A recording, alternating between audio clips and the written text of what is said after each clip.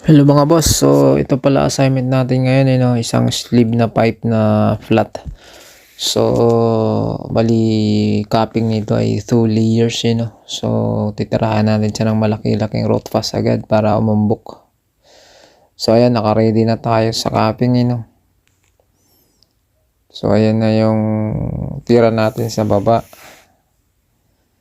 Weaving natin yan circular pero medyo i-back weld natin para pumundo siya ng konti. Para hindi masyadong flat yung hinang natin. So, ginawa ko lang dyan. Ginawa ko na lang 2 layer. Para mabilisan. So, ito na yung final capping natin. Ito na yung tira natin sa taas. Yung pang 2 layers natin mga idol.